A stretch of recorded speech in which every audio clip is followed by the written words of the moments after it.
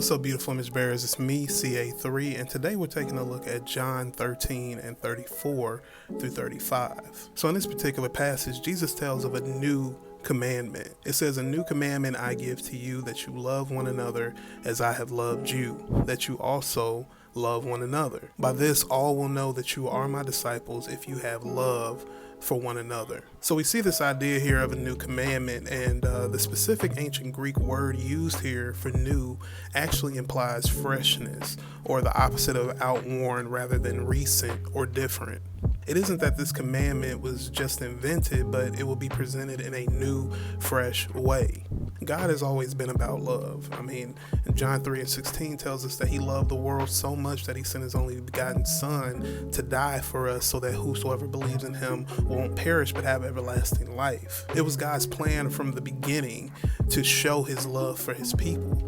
So this idea of loving each other is not a new concept. So when it says new, it implies fresh, as in this is a fresh take on things. Because as we know, Jesus didn't come to abolish the law, he came to be the fulfillment of it. But what is this new covenant? It says that you would love one another. See, we might have thought the new covenant was for us to love Jesus in an outstanding way. Instead, Jesus directs them and us to love one another, emphasizing that there should be a special presence of love among followers of Jesus Christ. When Jesus comes and he gives the two great commandments, it's actually the 10 commandments rolled up into two. He says that we should love the Lord our God, but we also need to love our neighbor as ourselves. And when you break down the 10 commandments, the first half is about loving God, how we treat God, but the second half is about how we treat others. So again, this concept of it all being about love at the end of the day, loving God, loving people. But even more so, what we see is that this idea here among Christians, Jesus wanted us specifically as believers of his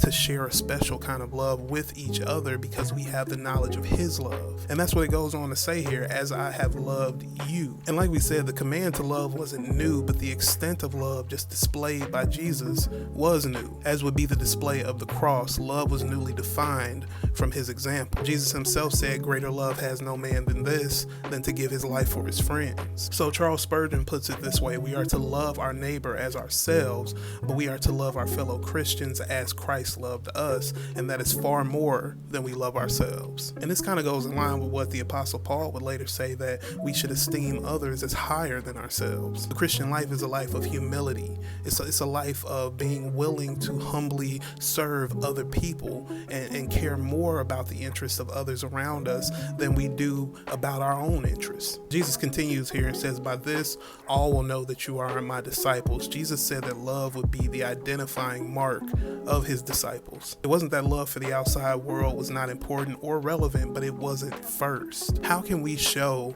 a dying world the love of Christ if we can't love each other properly as believers?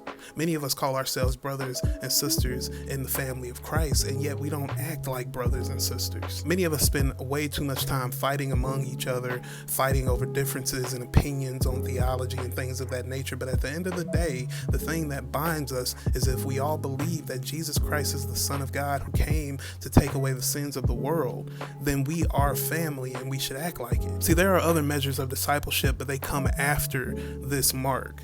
Jesus would mark us as his disciples by our love for one another. We can mark ourselves as his disciples by our love for one another. The world can mark us as his disciples by our love for one another. People will come to Christ when they actually see something different among us as believers. Of course, we know that it's the gospel according to Romans 1:16 that has the power to save, but ultimately those of us who are saved and have been changed by God working in our lives, love should be a natural response. It should be a natural reaction to how we interact with other believers especially. So what's the point here? The point is Christ at this point has not yet gone to the cross, but he was prepared to do so. He was getting ready to do so. And before he leaves, he wants to leave these words before he ultimately shows the ultimate act of love.